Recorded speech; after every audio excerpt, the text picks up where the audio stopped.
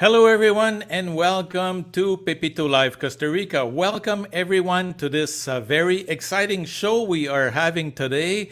A lot of people are thinking of moving to Costa Rica. More and more people are writing to us every week. Pepito, we want to move to Costa Rica. How do we buy a house? How do we do this? How do we do that? And a lot of people have questions also on how to buy a car. So that is actually a very good question. One of the reasons why I really enjoy doing this live show for you all is because we could provide you with up-to-date and latest information. So if we would have done this show about a week ago, the discussion we would have had would have been probably completely different. So the advantage of doing this live is that we could provide you up-to-date information. So we have actually, because in talking about getting a vehicle in Costa Rica, a lot of people have had questions in the past on, can I bring my car from the States? Can I bring my car from Canada? And the answer, of course, was yes. But until very recently, actually, until this week, there was a very, very high import tax that would have been applied. That would, of course, discourage a lot of people from bringing their vehicle from abroad or from elsewhere. Now that has totally changed. So before we talk about how to buy a car in Costa Rica today, we're going to be resolving that very important issue right from the get-go at the beginning of the show. And then stick with us, amigos, because if you decide that you're actually going to be buying a car in Costa Rica after, we're going to be explaining to you everything you know, practical tips, how to do it, what to watch for, how to go about, what things to be careful about.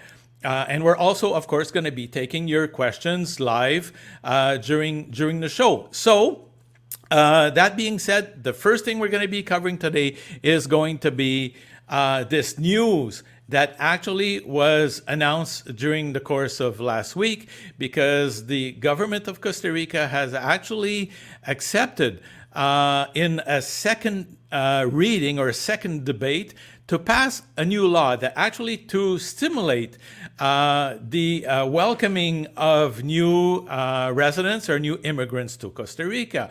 And among all of those very interesting policies that the government is actually working on that will become reality in the next couple of months is the possibility to actually import your car to Costa Rica. And actually, we're going to talk more in details about it in just a few minutes. But first of all, I want to let one of the members of the Costa Rican Legislative Assembly make this little announcement here via video. So here we are.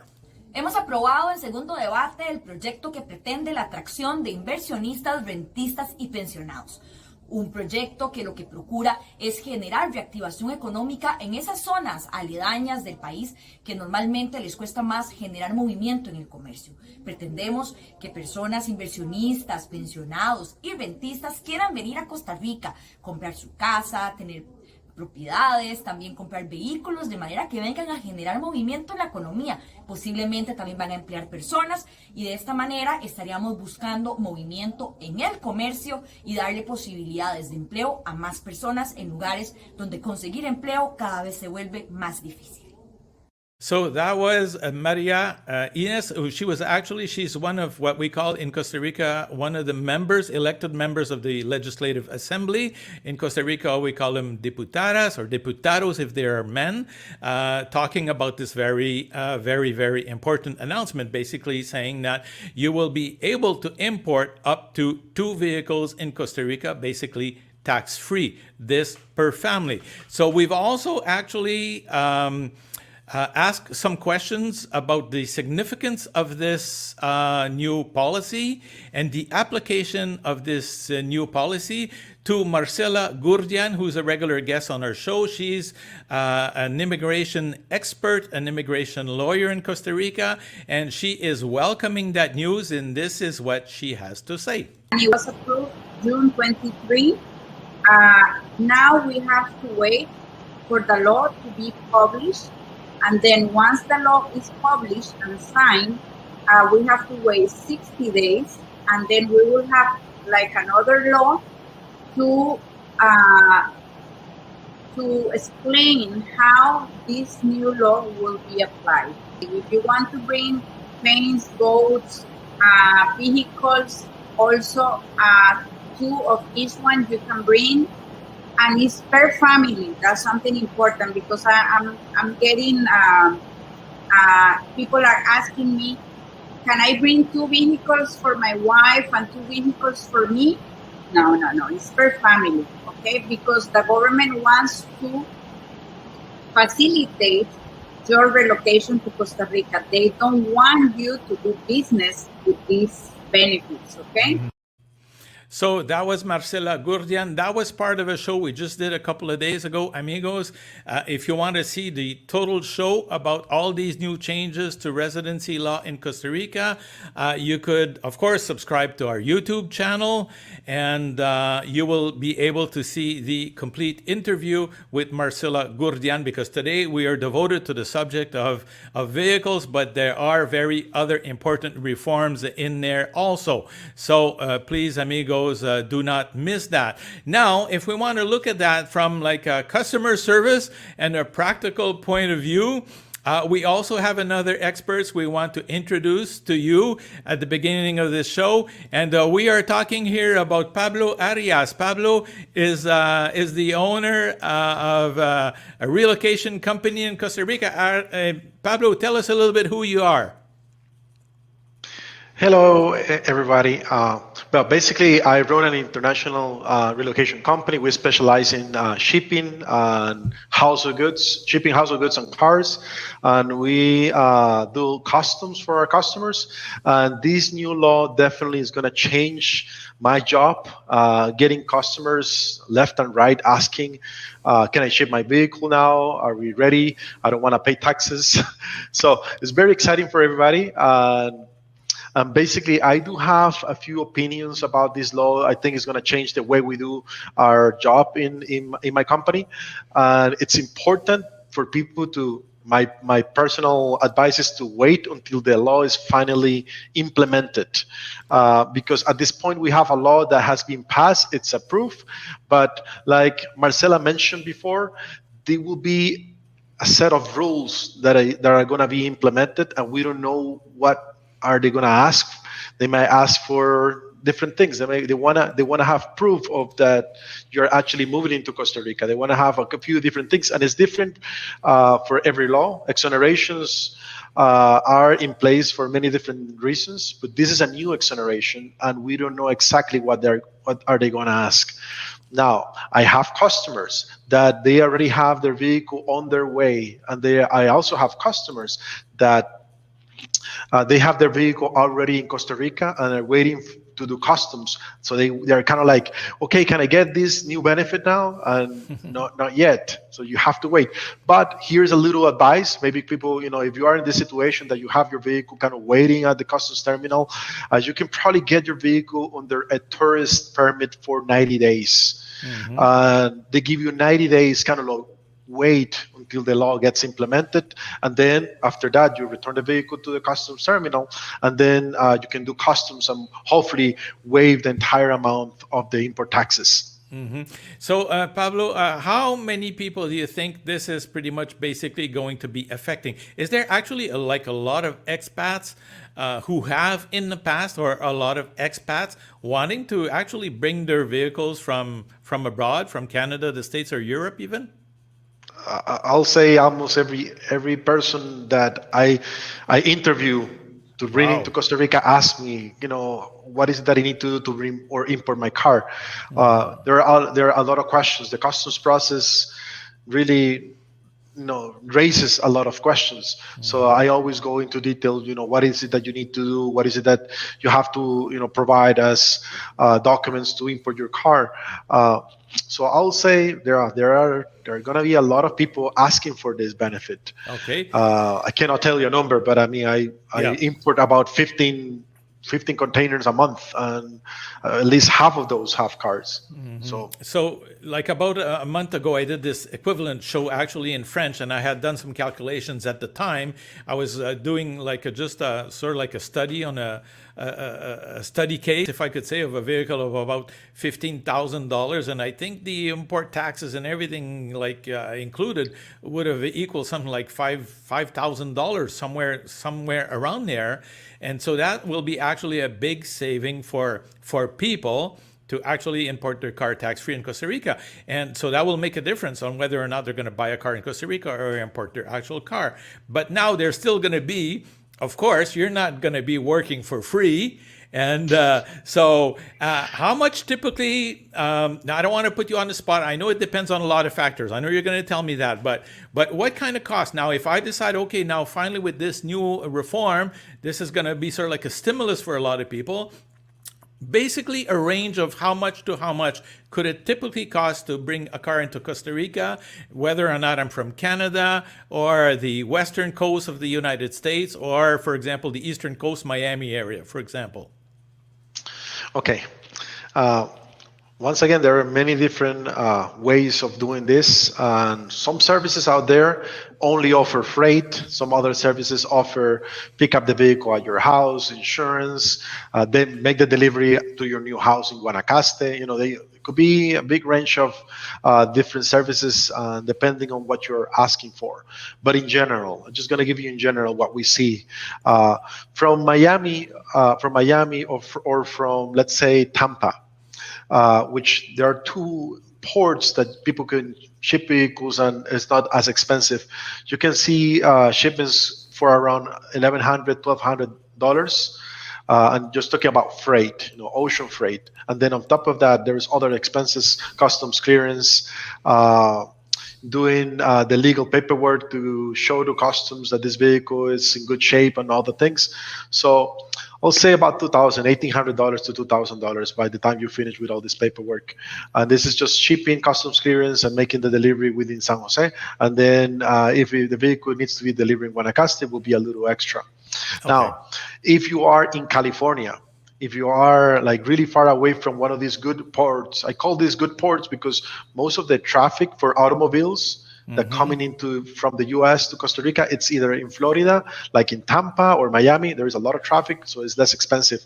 But if you, let's say you're in California, it will be probably $3,500 to ship a vehicle, or you may have to have your own container, which you can use that and put your household goods on your car.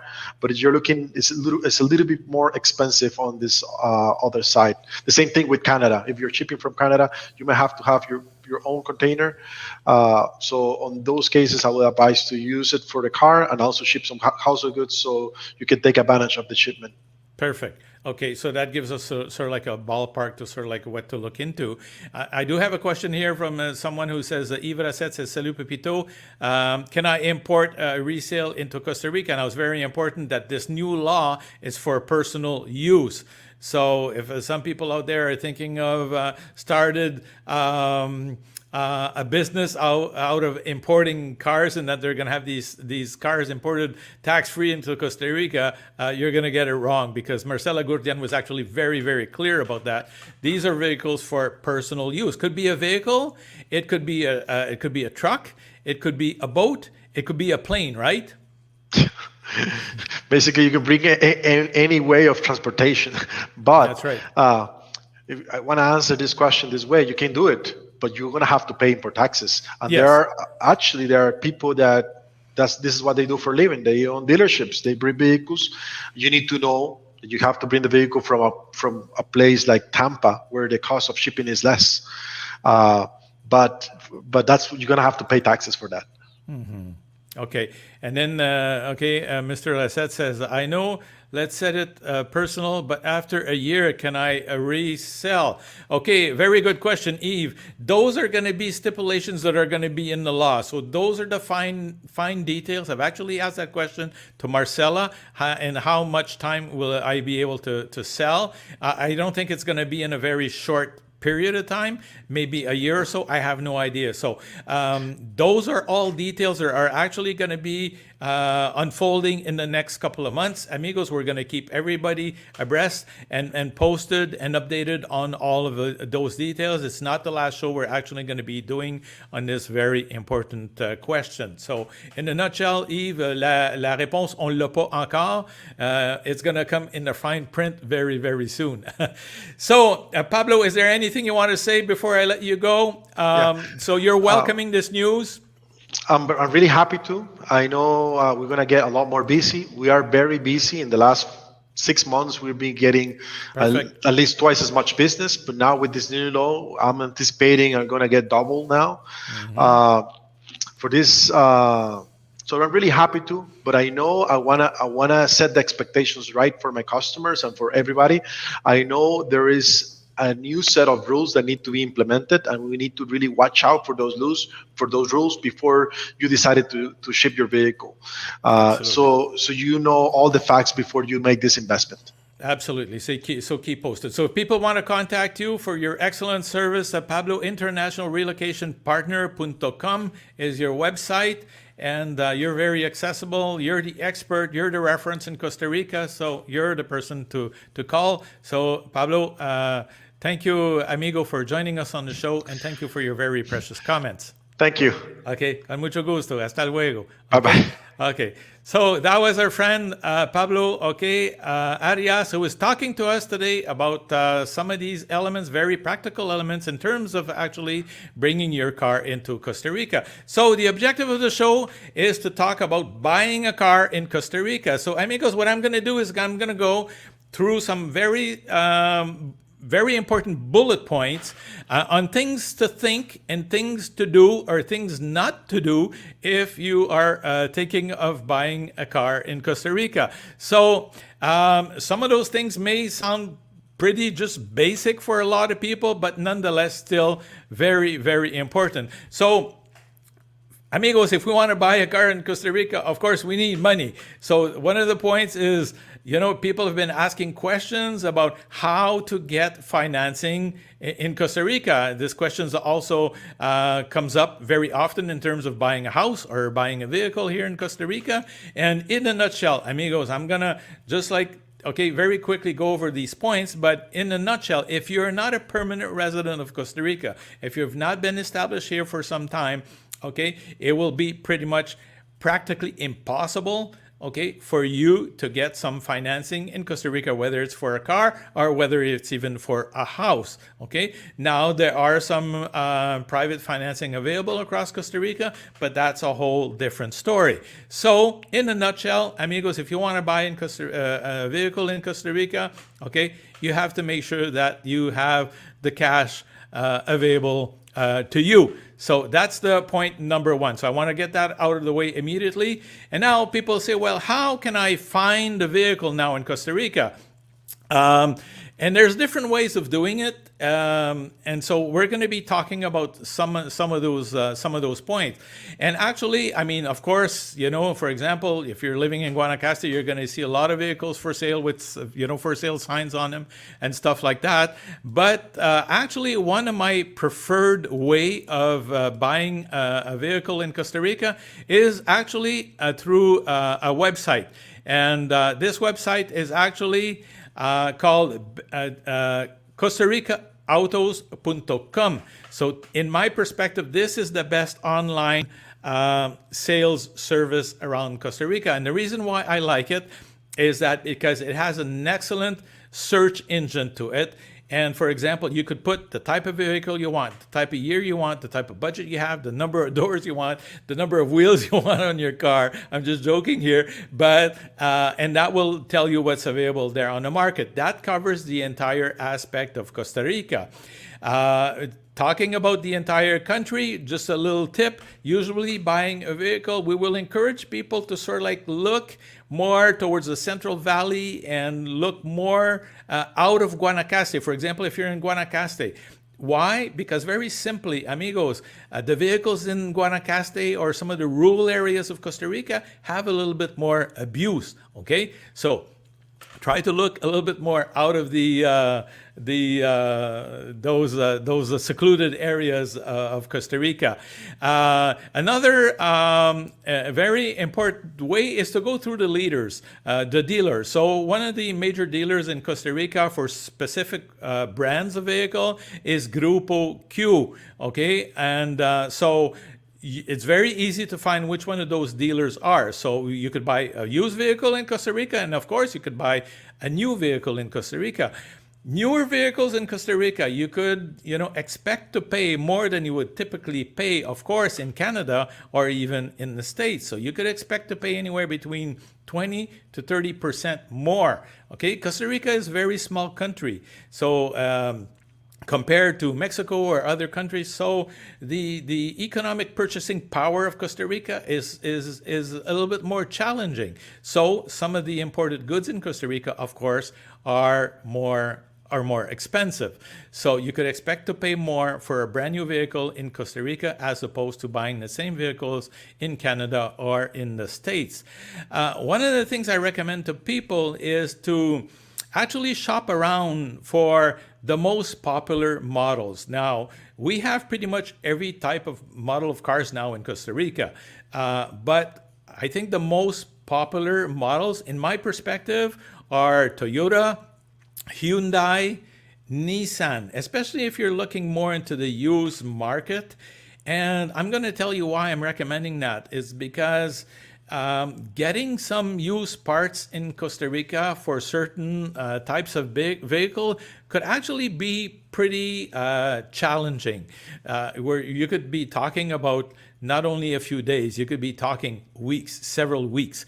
And the advantage of these brands of vehicle, I mean, I own a tour company, and I've always stuck to Toyota and Hyundai products. And one of the advantages of those brands is that they're very well known in Costa Rica. A lot of the used car talleres are shops in Costa Rica. They know those vehicles. They know how to fix them. They're familiar with them. It makes a whole difference as opposed to North American brands. Okay, so try to stick. You could do like in the search engines. You could actually in Costa Rica Autos. You could have sort of like a look at the inventory of vehicles, and so try to stick with those brands. There are other ones also. I'm not paid by Toyota or Hyundai or Nissan to say that, but amigos, try to stick with the major brands. That could resolve in a lot of hardship. I knew somebody who absolutely always had a Ford car when he was in North America. Wanted a Ford car. At one point, one of the pieces broke, and we were talking about weeks before he would actually was able to actually get the piece that he actually needed. Another great way, amigos, is there's actually, there's places where you could buy cars in Costa Rica everywhere, but there's one particular city or town in Costa Rica that's in the Central Valley of Costa Rica that's called GRECIA. And GRECIA actually, I would call it the capital of cars or used cars in Costa Rica. And I have here, this is like Auto Bamboo. Once again, this is not a paid announcement. When you're driving through GRECIA, okay, you could go take a trip. Driving through GRECIA, you're going to see, like, amigos, a ton of these dealers who are actually specialized in used cars. Okay, you will see a ton of them. So GRECIA, it's worth the drive. My personal opinion, I usually say things based on my experience in the past. I find that usually the used car dealerships in GRECIA, I thought their prices were a little bit high. I may be mistaken. Don't sue me for saying that, GRECIA people, but I think, in my opinion, it was a little bit more expensive. I want to also show you here the interface of the Costa Rica Autos website. Okay, just so you're familiar with it. So it's crautos.com. And as you can see, new cars in there, used cars in there. And there's a very, very good search engine in there also. To me, actually, it's probably the best way Pretty much every vehicle I've purchased, every vehicle, I'm in business. I run a tour company. I buy a lot of vehicles, and I think every vehicle I bought in Costa Rica so far, I've bought through that website, and I've absolutely never been disappointed. So now we've spoken on how to buy the vehicle or where to look. There's some good deals around also. Like I said, if you're buying a vehicle, in more like of a remote area, be a little bit more cautious for the mechanical condition of the vehicle. Okay.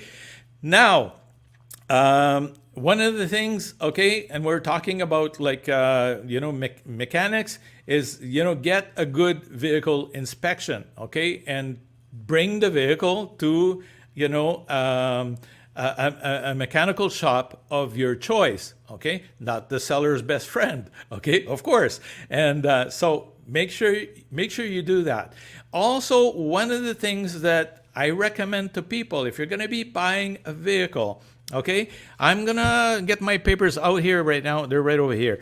Actually, one of the things you need to do is, one of the things you can do is you could ask the seller to provide you with a list of what we call the RETEVE. The RETEVE is the annual inspection or biannual inspection of the vehicle for public safety in Costa Rica, So we call it the annual inspection, the RETEVE.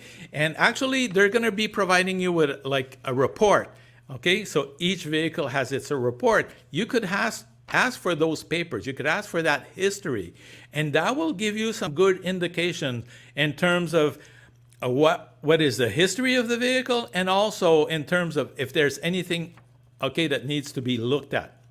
This is a very, very small practical tip. And for some of those people who want to have an idea what a RETEVE is like, we do have a little video to share with you, so you'll know what it is involved. The RETEVE system in Costa Rica actually works very well. So here's a little idea what a RETEVE is.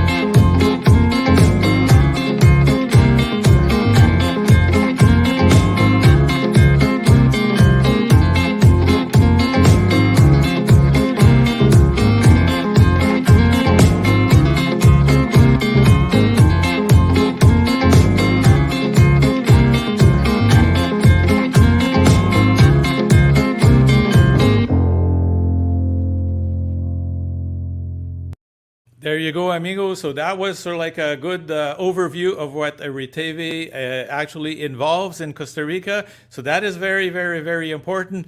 Get that mechanical inspection, done. Alors, faites certain d'avoir votre inspection mécanique bien faite, les amis. Alors, je sais qu'il y a des francophones qui regardent.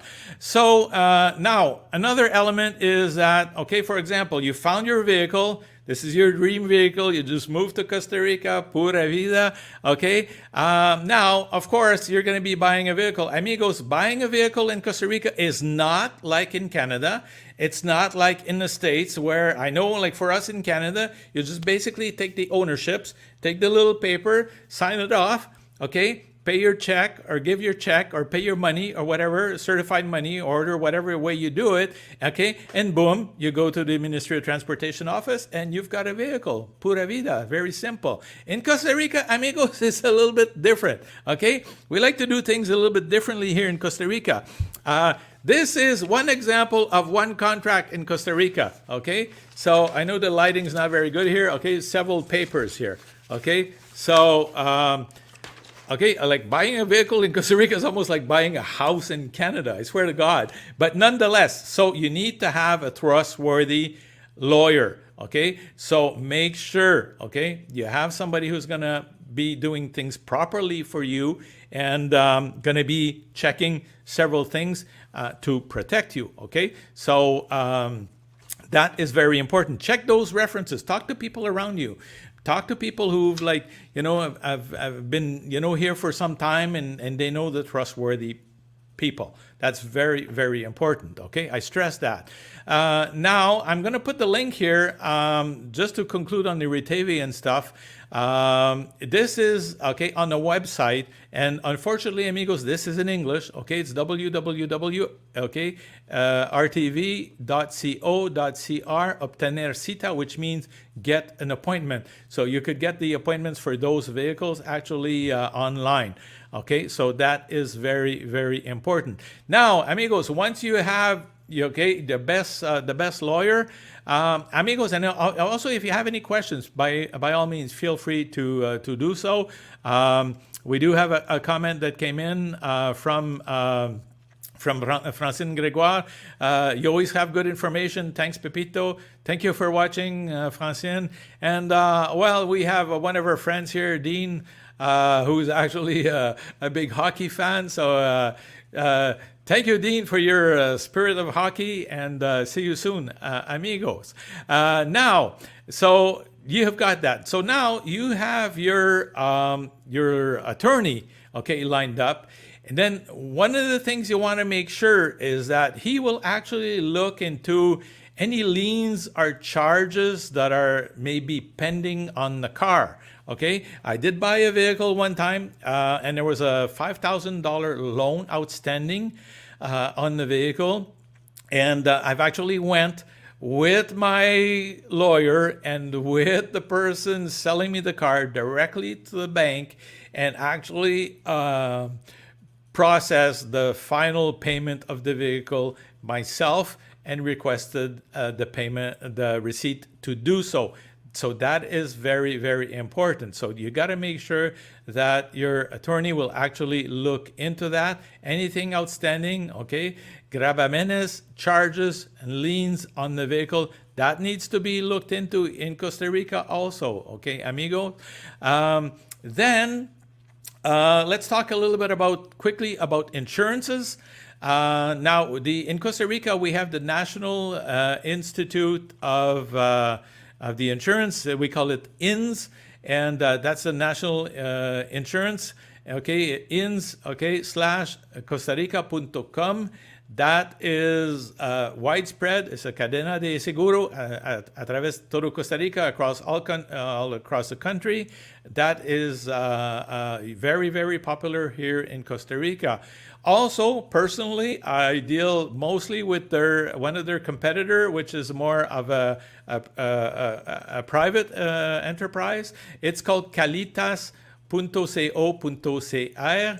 Okay, so that's Calitas Insurance in Costa Rica. They're also available across Costa Rica. They have competing rates with the INS, and I think, even in my opinion, probably at times even better quality service. Okay. Now, another very important point. Amigos, don't be shy if you have any questions. Don't be shy. So feel free, make comments, ask questions. Now is the time to do so. Now, people negotiating a purchase agreement. Now, I've had some experiences with this, and I think purchasing things in Costa Rica is not quite exactly the same culture that it is in North America. That's my experience with negotiation. For example, in Canada, if somebody wants selling a car, they're asking $15,000 for it. You're going to offer $10,000, and you're going to meet in the middle for $12,500. In Costa Rica, the experience I've had with some of the local people is that if you sort of offer a price that's ridiculously low in a perspective to negotiate, you're gonna be in some ways insulting them, and maybe even hurting their feelings. It's sort of like in the culture here, from my experience, a way to say, like, what you're selling me is no good, and that's all it's worth. So usually I found that with all the vehicles I bought, the negotiation range was not very high. So maybe a couple of $100s, but not really no more than that. So you got to be sensitive to that. So usually the asking price is pretty much close to the asking price. Okay. Now, another very important thing with your lawyer, you got to make sure to check, okay, the vehicle identification number. That is also very important. So the vehicle identification number, that is definitely something that's it's very, very, very important. Now, amigos, when you're shopping around for your car, okay, this looks very basic, but nonetheless very, very important, okay? There was a few scams in Costa Rica a couple of years back, and people have had some, unfortunately, some bad experiences. So we got to say it as it is. Okay, security tip, okay? Meet sellers, meet people in safe places, in public places, okay? Where, okay, you're gonna feel safe. Okay, so don't meet people in remote areas, you know, so be cautious and to that, okay? And also don't carry, okay, a huge amount of cash with you. Deal through the banks, deal through your lawyer. Don't go buy a car, okay, or having a big deposit on a car in cash when you're meeting someone in a remote area, okay? And that covers that point also. It's do not give money until the deal is legitimate, and do it the proper way, okay? I see there's a comment and some questions, and Francine here says, is it something, okay, with the golf carts? Actually, for any vehicle, okay? So this process of buying a vehicle is pretty much with everything that's motorized. So car, truck, a golf cart, motorcycle, you have to go pretty much through this entire process. I hope that answers your question. So, amigos, be careful. Public places, deal with your lawyer, okay? And now, one of the things very, very, very important, okay? We have in Costa Rica, okay, what we call the Registro Nacional. Registro Nacional, that's the National Registry Office. Okay, so everything that you own in Costa Rica of value, a house, a car, okay, will be registered there. Okay, so your lawyer will also verify that you know, the seller of the vehicle is actually the legitimate seller of the vehicle, but that's also very, very important. Also, I put that there because, like, after you've actually purchased the vehicle, okay, after some time, the you know, the registration of your deal is going to be done at the registry office. But there's been some cases in the past where the lawyers sort of fell asleep, okay, and the registration was never done. And then you'll wake up the next year wanting to go and renew your plates or something, and they're going to say, no, the vehicle's not registered to your name yet. Huh? Perdóneme, okay, sorry. So you have to make sure, okay? So I don't know if you can see it. This is the registration form from Registro Nacional, okay? That needs to be completed, okay? So all of this paperwork, amigos, very, very, very important. So you have to make sure that you follow up on that, okay? Make sure that your lawyer actually does that, okay? So those are pretty much practical tips into buying a vehicle in Costa Rica. Also, I'm going to show a couple of pictures here. Is that what's very important also in Costa Rica, okay? Because when you actually do what we call the merchamo are the annual taxes in Costa Rica, and the basic third liability insurance that actually is included there. That's mandatory by law in Costa Rica, okay? So you will actually be getting some stickers like this, that when you see actually like vehicles in Costa Rica, you see all kind of colored stickers in there. So that's what it is. That means that your RETEVE is up to date, and also which is the mechanical inspection up to date, and also means that your plates are paid and up to date also. So that is what we call the marchamo. These stickers here are very, very important in Costa Rica. Now, what happens in Costa Rica, very often is that you're going to see like driving around the country, you're going to see some checkup points like this. And usually what the police are looking for is a visual indication whether or not your car is legal or not. And they will know immediately by the color of your sticker. Now, in Costa Rica, if you actually break the law, you're going to get a multa. Multa is a fine. You don't want to get a multa, and you don't want to be caught like, breaking the law in Costa Rica, because they're going to give you a fine. And also, okay, very often they're going to take your plates off.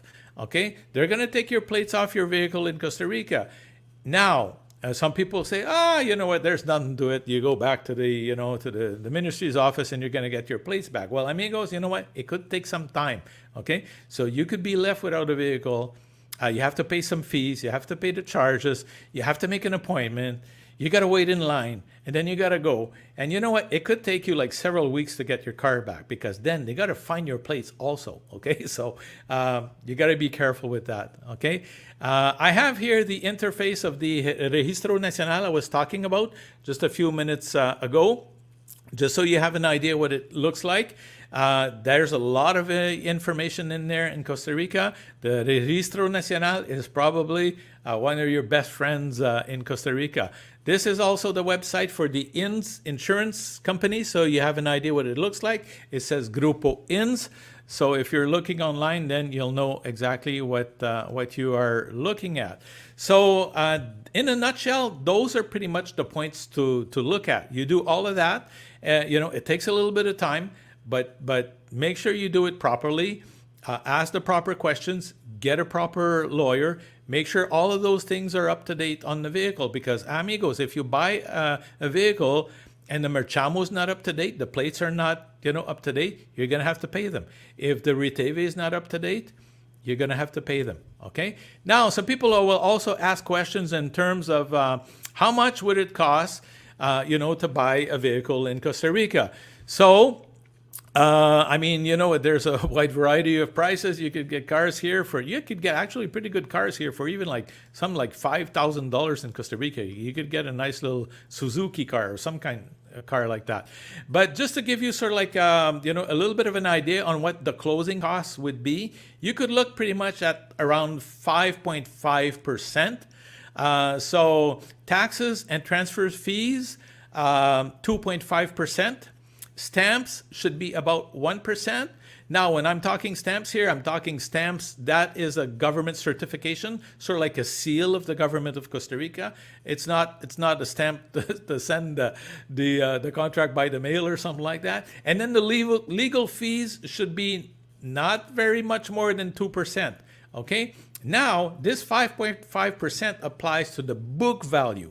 Okay, so even if your best friend decides he's going to sell you a $10,000 car for $1,000, guess what? If at the book value it says $10,000 or $11,000 or $12,000, you're going to pay those fees on, okay, the amount that's actually indicated in the books. Okay, so now we do have a question here. If you have your plates removed by the policia and don't pick up after 3 months, they will destroy, and you need to wait for make new ones, exact same number. Yeah, then you know what? You need to go to San Jose, and it becomes a very complex issue. I mean, if you have your plates removed, amigos, act very quickly. The more delays there are in Costa Rica, the more complicated it becomes. And if you get your plates removed from your car, it could take some while, and you may not you may not be able to recuperate them, which means that you're going to need to apply for some new plates, and that's a whole different process. You don't want to get involved in that. So in a nutshell, that's pretty much basically it. I'm not going to drag the subject too long. In closing, I just want to, maybe go over just a couple practical tips in terms of driving in Costa Rica. What I want to, a few driving tips, okay? Because this is a different country, okay? Now, one of the things in Costa Rica people sometimes are not familiar with. I'm gonna do a whole show on driving in Costa Rica pretty soon. But this one here is Ceda el Paso, okay? So that is giving the right of way. That's what that means, okay? So it means that you have to give the right of way. Look at this beautiful like sunset right now, like what's just shining in my face, Costa Rica. And so Ceda el Paso, just to put this like a little bit in perspective here, here's a picture, okay? This is what it looks like. Very often in Costa Rica, we have very, very narrow bridges, okay, or intersections, and you have to give the right of way. So, okay, so the one that has the sign Ceda el Paso needs to wait for the incoming vehicle to go through. So that is very, very important. So if you don't know what Ceda el Paso means, now you know, so you let the other side come by. The other side, if you have no sign, it means that no indication, it means that you could actually go through. Okay, it won't say that you have the right of way. It will only tell you if you don't have the right of way.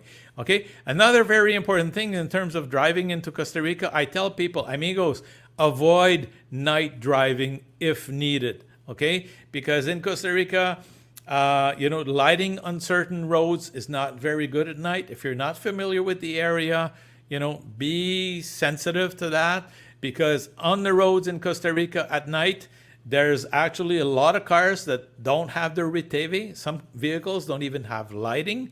Some of them don't have reflectors. There are people biking in Costa Rica that don't have reflectors. There are people walking in the streets. And also there are a ton of animals, okay? Costa Rica is known for its animal, but also for its farmland. So a lot of vehicles actually just wandering, okay, on the streets at night. The last thing you want to do is hit, a group of cows, okay? So that's very, very important. So these, in my opinions, are the most important hazards while driving, okay, in Costa Rica. The last one, I think, is also very, very important, is be on the lookout for motorcycles.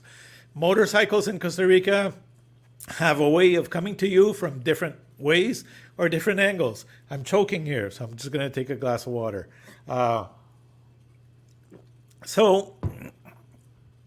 Motorcycles, you have to be careful, especially in the bigger cities, because they may actually come to you by the right side. Actually, most of the people who actually die from traffic accidents in Costa Rica are, I think 70% are people actually on motorcycles. Okay, so here's a fine example of it. You don't know where this guy's going to be going next, okay? And this may actually happen, okay? So that's the leading cause of death in traffic accidents in Costa Rica are actually motorcycles. So be cautious to that. I hope the tips we provided you, amigos, today were very useful. I hope you enjoyed the show. I hope you enjoyed the good news about the new import tax being abolished for vehicles coming to Costa Rica. I hope you enjoyed the practical tips in terms of the different steps you need to do. If you have any questions, by all means, write to me personally. And I hope these practical driving tips have been useful to you also. So, amigos, see you next time on Pepito Live Costa Rica. And don't forget to subscribe to our channel on YouTube, Pepito Live Costa Rica. Hasta luego y pura vida, amigos.